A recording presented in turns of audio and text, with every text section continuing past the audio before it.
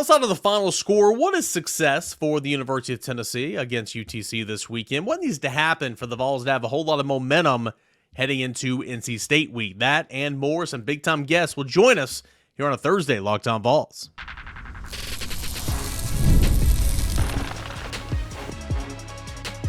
You are Locked On Vols, your daily podcast on the Tennessee Volunteers. Part of the Locked On Podcast Network, your team every day. Hey, what is up, everybody? Welcome into your Thursday edition of Locked On Vols. I am your host, Eric Kane. Appreciate you guys for making us your first listen, your first watch here today, and hopefully every day. Big shout out to 5 Hour Energy for being a part of the show today. Put in that promo code LOCKEDONCFB at 5hourenergy.com to receive $20% off your order over at 5hourenergy.com.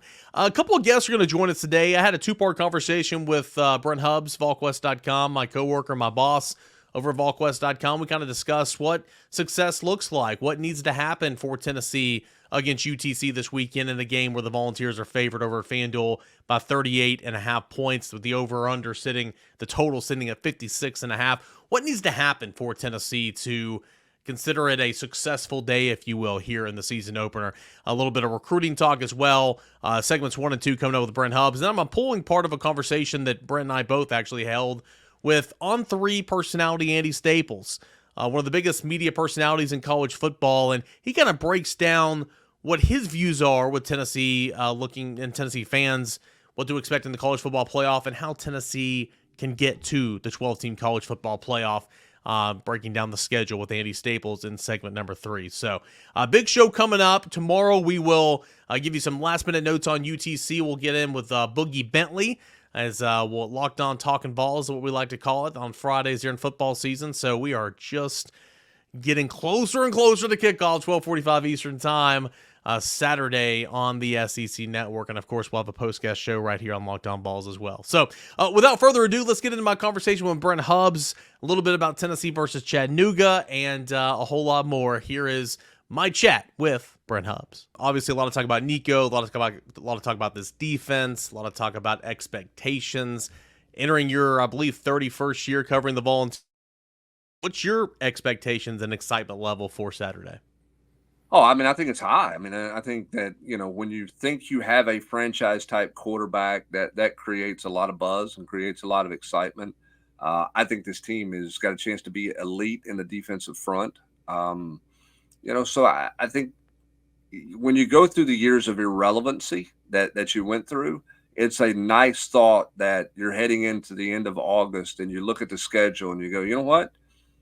I think they could win every game on the schedule. Now, it would be an upset to go to Georgia to win, for sure, and there would be some others that would be viewed as an upset, but it wouldn't, I guess, other than beating Georgia, I don't think anybody would be shocked by anything with where this program is. And that's a credit to Josh Heupel. That's a credit to the team he's surrounded himself with in the locker room, in the coach's locker room, the administrative people around him. It's been a heck of a flip to get to this point that you've created this kind of excitement and this kind of expectation for your program.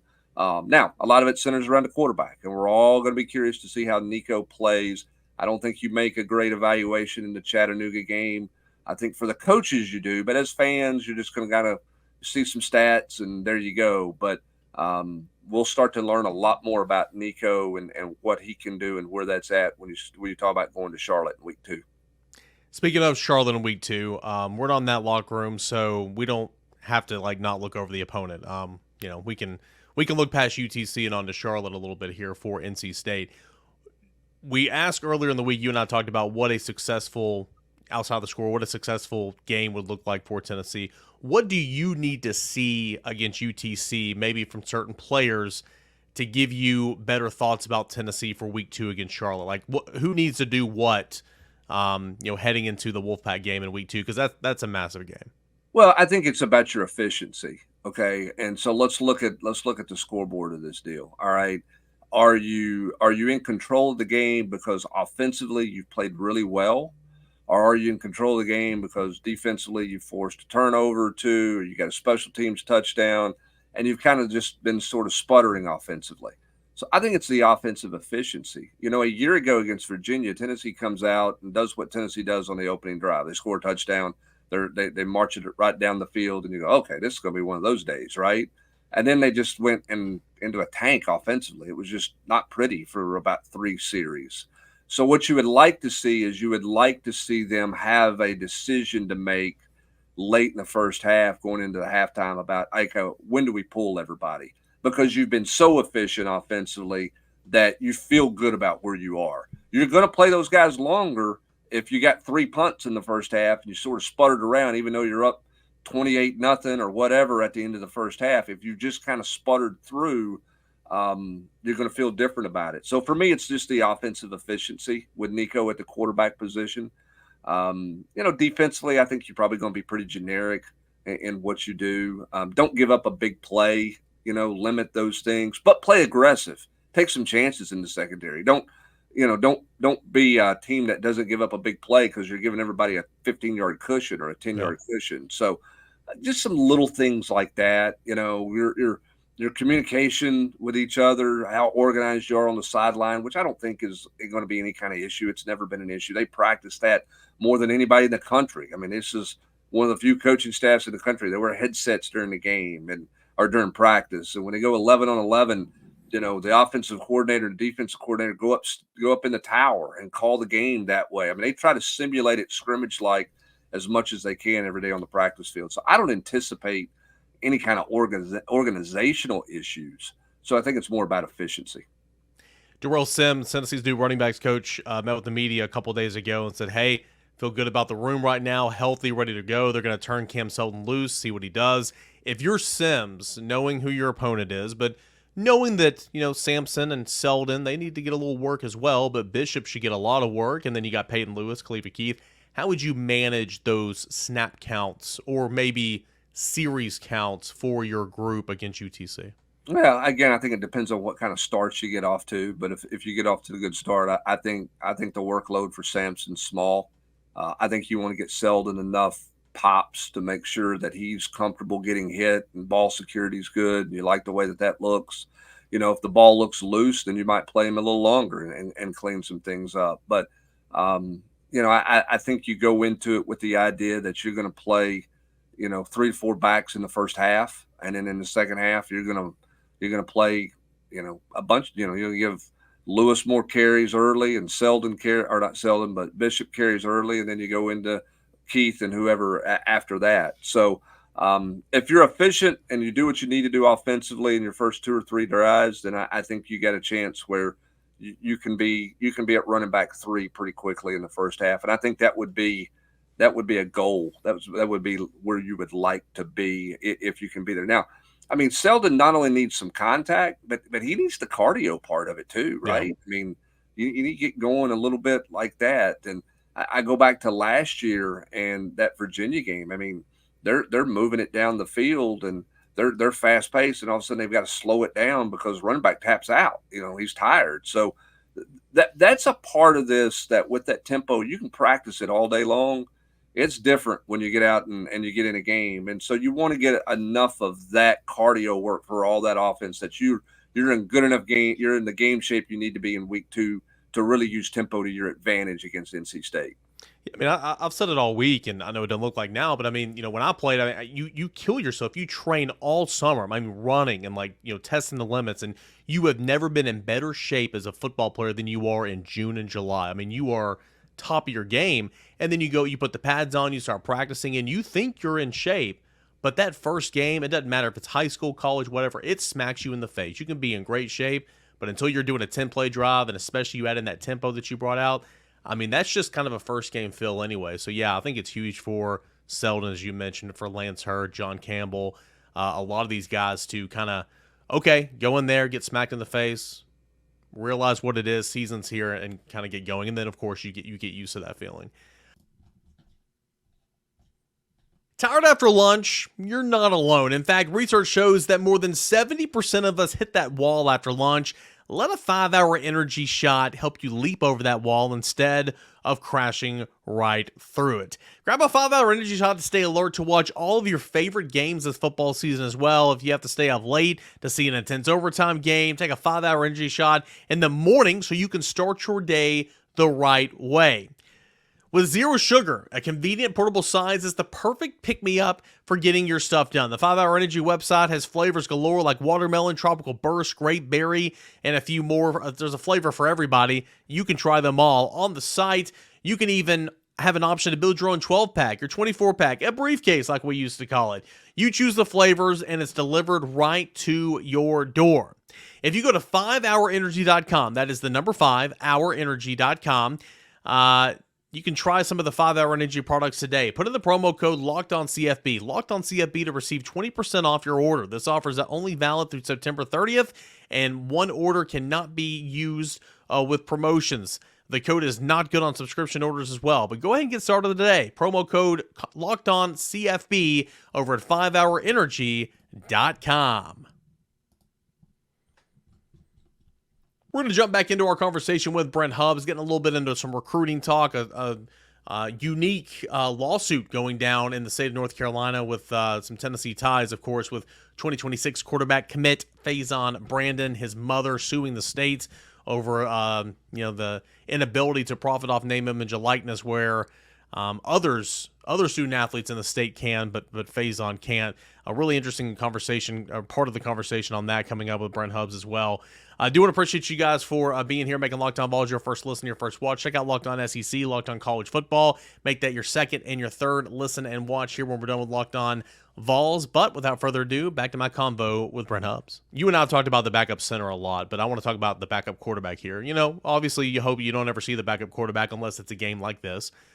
But if you do, Gaston Moore, what does Gaston Moore bring to the table? What are his strengths outside of just knowing the offense probably better than anybody outside of the coaches? What's Gaston Moore's game, and then how is Jake Merklinger progressing?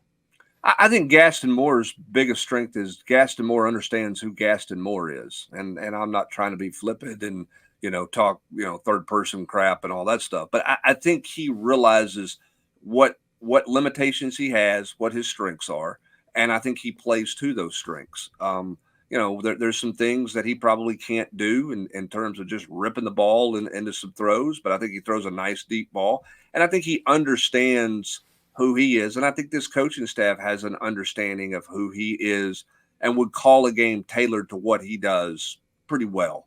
Would there be a real drop off there? Yeah, I think there would be a real drop off. No doubt about that.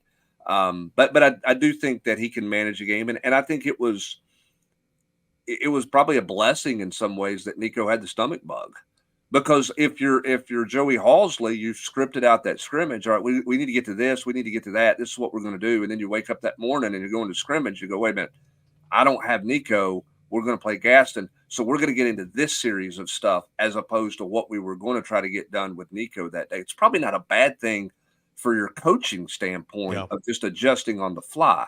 As for Merklinger, I think, he's added good weight. I think he's physically developing. He's clearly the number 3 quarterback. He's not the number 2. If Nico were out for an extended period of time, I've said this, I think they would play both those young they would play Moore and they would play Merklinger. But if it's just for a spot series here and there, you're going to play Gaston Moore. And I think what's interesting in this game is at what point, if you're Josh Heupel, taking stats out of it, score out of it, at what point and what do you need to see to go, I'm really comfortable with where Nico is right now, so he can shut down for the day? And then you go to Gaston and you go, well, how many reps does he really need to be not the mop-up duty quarterback, but to be the true backup quarterback, which he's not been at Tennessee. He's been the mop-up guy. How much work does he need? And does that limit maybe some opportunities for Merklinger in this first game? Because you feel like you've got to get Gaston Moore truly being the backup quarterback, and he needs some real reps, not handing it off, but he needs to play the game. Do you play him a little longer? Does Nico do enough to where you feel like you can get him out pretty quick? Or you say, you know what, he's young, he needs more reps. We're not getting him hit. We're going to stay in there with him and let him get as much exposure as you get. He's not going to play the whole game, but do you play him a little longer than some of us anticipate? I think you make those decisions based on how they're playing, not on stats and not on the scoreboard. But that part will be interesting to see what that rotation looks like at that position. I want to shift gears here. Of course, we're all looking forward to the season opener on Saturday, but I do want to ask you a couple of questions about recruiting before we call it quits.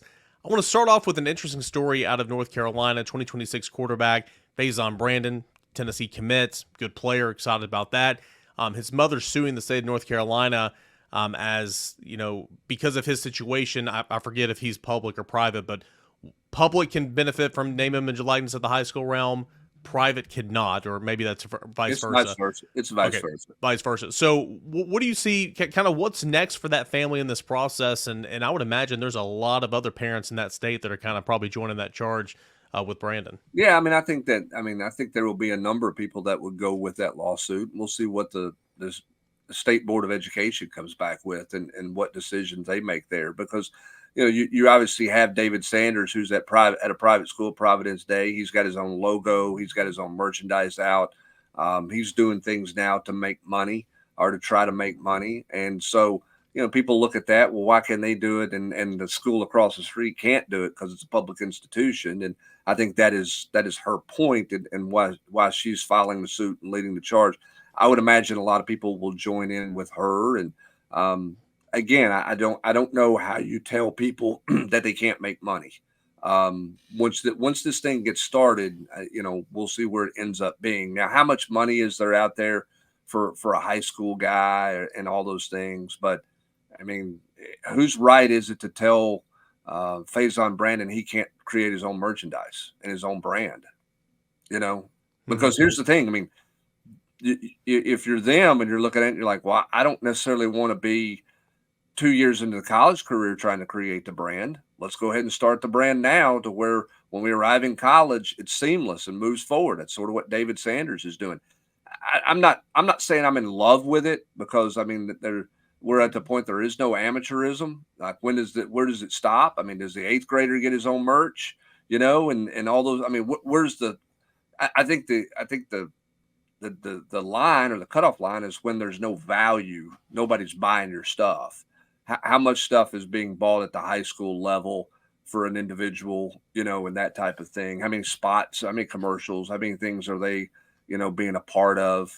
We'll see. But I understand the lawsuit, because if one can do it in that state, why can't everybody do it in that state?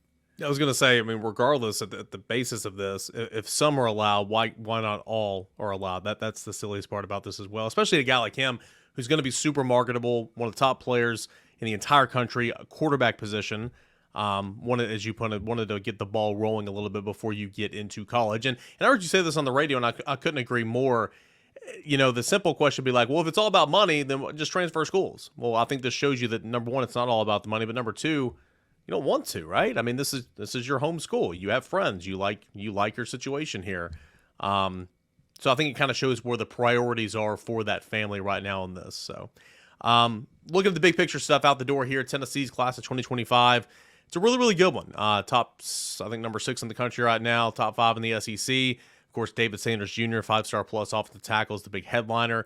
Running back potentially, maybe a defensive lineman, but Josh Heupel does a really, really good job of kind of getting all the hay in the barn there before kickoff for the 24 season. He's done that just yet again here with a big month of August. Yeah, they've had a great summer. I mean, they close it out with a great August, but you go back to their July. I mean, I don't have the numbers in front of me, but what they brought in the last 2 weeks of June on official visits that turned into commits is a pretty significant number. I mean, they closed with a fury. I mean, their targets that they wanted, they landed those guys, and impressive finish with just kind of stacking visits late in the month of June. Those guys, they weathered the storm of some early visits to other schools, and then they closed it out that way and have a great looking class going into this season. You mentioned running back. They'll continue to be in the waters there and see what's out there. If a high school defensive lineman kind of pops on the radar screen, I think they would look there. If it looks like there's a perceived coaching change somewhere, or a guy reaches out and might be interested in a flip type deal. Don't have any names, not saying there is that, but that always flirts around a little bit in the fall if it's not going well at a particular school where somebody's committed to. So you look at that, and then obviously you have the transfer portal available to you at the end of the year. So you can be very select, and I think Tennessee will be very select moving forward with any kind of recruiting in the 25 class. I don't think they're going to take anybody just to take anybody to fill a number. I think they're going to be very select in their process and what they go about doing. And might hold them for the portal, but if the right guy's there, at a couple spots, they might take somebody as well. FanDuel Sportsbook, you've heard us talk about it all the time. It's America's #1 sportsbook. We've all have a little bit, we all have something a little different for you right now over at FanDuel Sportsbook. That is, now through September 22nd, all FanDuel customers can get $5, can bet $5 to get a 3-week free trial of NFL Sunday Ticket from YouTube and YouTube TV. Then with YouTube TV's base plan, you'll be able to watch every regular season Sunday afternoon out-of-market game. All you need to take advantage of this deal, of course, after you bet the $5, is a Google account, a current form of payment that you can cancel anytime. Again, that is $5 bet, 3-week free trial of NFL Sunday Ticket over at YouTube and YouTube TV. And while you're on the app, hey, let's look at today's game. Let's look at this week's game. Tennessee, UTC, Tennessee 38.5-point favorite. The total at 56.5. Woo, that's a lot of points, but give me the over here, 38.5. Overs are always more fun. Give me the over of the total of 56.5 as well. I think Tennessee just makes quick work, and I think they score and score a lot. You can do all this and more. Plus, check out this awesome trial with NFL Sunday Ticket. It's over at FanDuel.com/lockedon. FanDuel.com/lockedon. Check it all out. It's FanDuel. It is America's #1 sportsbook. And do want to tell you about our friends over at Factor Meals as well. Fuel up with Factor's no prep, no mess meals. Meet your wellness goals thanks to the menu of chef-crafted meals with options like Calorie Smart, Protein Plus, even Keto. Factor's fresh, never frozen meals are dietitian approved and ready in just 2 minutes. No matter how busy you are, you'll always have time to enjoy nutritious, great tasting meals. 35 different meals, more than 60 add-ons to choose from every single week. New flavors to explore as well. Keep kitchen time to a minimum. Factor meals are ready in 2 minutes. No shopping, no prepping, no cooking, no cleaning up. Enjoy the effortless support of your lifestyle. You can choose up to 6 menu preferences to help manage your calories, maximize your protein intake, avoid meat, or simply just a well-balanced meal. Head on over to factormeals.com/lockedoncollege50. Use the promo code lockedoncollege50 to get 50% off your first box plus 20% off your next month. That's code LockedOnCollege50 at factormeals.com/LockedOnCollege50 to get 50% off your first box plus 20% off your next month while subscription is active. Head on over to factormeals.com to take advantage of this deal today.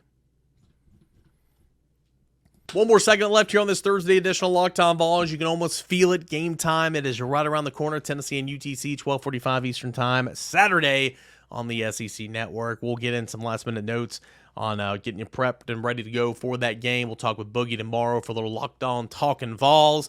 But to end today's show, good chat with Brent Hubbs, obviously, earlier in this show. But I wanted to pull a little segment from our Rocky Top Rewind show on we do live on the Volquest YouTube channel from Sunday night. We had on Andy Staples, big time On3 personality, longtime writer, formerly at Sports Illustrated. You know Andy Staples. He's high on the Vols. He has Tennessee in his college football playoff, and he really, really likes the makeup of this Tennessee team. And so I asked him, like, hey, what are Tennessee fans saying to you? What's Tennessee's path to the college football playoff? And he breaks it down simply the 2 games. And you'll get into that in the back half of this clip. It's about a 5-minute clip or whatever, but the first part says, hey, what he's heard, his interaction with Tennessee fans, what he expects from the opening weekend of college football, and then Tennessee's path to the college football playoff. Here is part of my conversation with Andy Staples from over the Rocky Top Rewind at Volquest.com. Check it out. And it's amazing because with this 12-team playoff starting, there are so many fan bases that seem really confident that their team's going to make this first 12-team bracket. And they ain't all going to make it because there's more than 12 fan bases that have that irrational level of confidence. I don't get that sense from the Tennessee bunch because I think they would like to make it. They think there's a good chance Tennessee's going to make it. But they also understand that Nico's his first year as a starter. You don't exactly know how things are going to go. The schedule's still pretty tough. That's really kind of you to say, Andy. Yeah.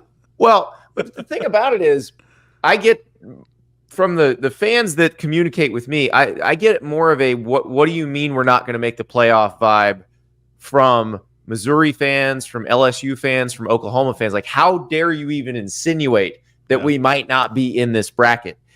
And, a couple of those may make it, but a couple of them might not. or all of them might not. Like, we don't know. And I think that's the thing that Florida State game should show you, that no matter how good you think you are, we don't know it until we see it, because Georgia Tech whipped Florida State up front, whipped them on both lines of scrimmage. And, this was supposed to be the best Florida State offensive line in a long time. And I think part of it was because Florida State didn't really take a lot of deep shots early. Doesn't seem like they're super confident in DJ throwing downfield. But the offensive line and the blocking in general, I don't want to blame the offensive linemen completely, because sometimes they were sending more than 5. But they didn't look that great. They weren't resetting the line of scrimmage in the run game like we thought they would. And then the D-line, like Georgia Tech's offensive line, was great against that Florida State D-line. So I just think everybody calm down and get ready, because like this week's going to be wild, guys. Think about this. There's more FBS versus FCS this week than we've ever seen in a week 1. Like, if you look at the schedule, you're like, oh, we've got these big games, Florida, Miami, LSU, USC, Texas A&M, Notre Dame. But like, there's one in each window, and then everything else is what we think is a mismatch. Right. There's going to be some weird results this weekend. There are going to be some upsets where we're like, what the hell just happened? Andy, this kind of leads me into my next question. This question here from Nolan about Tennessee's schedule. Which one's more likely to lose, Bama at home or Oklahoma on the road? The 2 huge games for Tennessee this season, that along with NC State's and, of course, Georgia on the road. Florida's at home. Probably those games I just mentioned. What does Tennessee need to do over that road map in order to secure a spot in that college football playoff? I think if they can beat NC State and split Alabama and Oklahoma, I think they're in good shape. Now, they obviously still have to beat. They have to beat Florida. They have to beat the teams that we're thinking they're supposed to beat. But more than likely, if you split Bama and OU, if you beat NC State, you can get away with losing to Georgia, which until I see Tennessee beat Georgia, I'm not there yet, because I think in the styles make fights deal, Tennessee's style, it's a bad matchup, like with Georgia. So I think you got to split those. I think going to OU for their first SEC home game is going to be very tough. But I think I'm higher on Alabama than most people are. I think Alabama could win the SEC this year. But I actually think at Tennessee is one of their tougher games. And I think, we'll see. It's a new defense. It's not that same defense that Alabama brought to Neyland Stadium 2 years ago. It'll be Kane Womack's defense now. So we don't know exactly how it's going to match up. But, they did lose maybe the best safety in the country in Caleb Downs to Ohio State in the transfer portal. They did a good job replacing. They still have a lot of talent on that team, but you did see how Tennessee could take advantage of some mismatches and create some mismatches against Alabama a couple of years ago. It can be done again as long as Nico is what we think he is. And I've said this a bunch. I said this to Brent and Austin when I was up in Knoxville last time in the spring.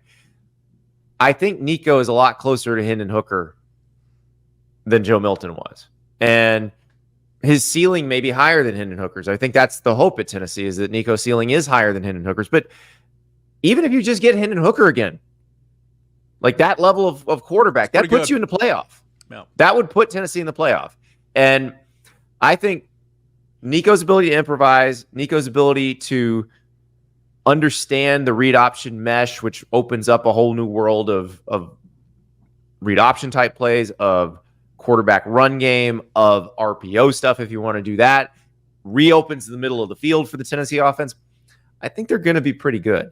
But they do, like, you can't drop both those games, because I think if you drop both those, that makes Georgia a must win. And that, like, going to Athens needing to beat Georgia is a pretty tough place to live. Good stuff there from Andy Staples on 3 on Tennessee's path to the college football playoff and what he expects from college football's opening weekend here coming up over the next couple of days. All right. Man, what a fun show. A lot of good intel, a lot of good information. We'll have Boogie Bentley on tomorrow's show. We'll get you set for kickoff. I'll give you some keys to the game. We're going to have a bunch of social media graphics up there all weekend long. Woo! One more show to go until it is football time in Tennessee. Can you believe it? Oh, man, I love football season. It is like nothing else. Appreciate you guys as always for making Locked On Vols your first listen, your first watch. Everydayers, thank you. Love you. Everydayers, appreciate you as always. Be back tomorrow, and let's get your tailgate started off right here on Locked On Vols.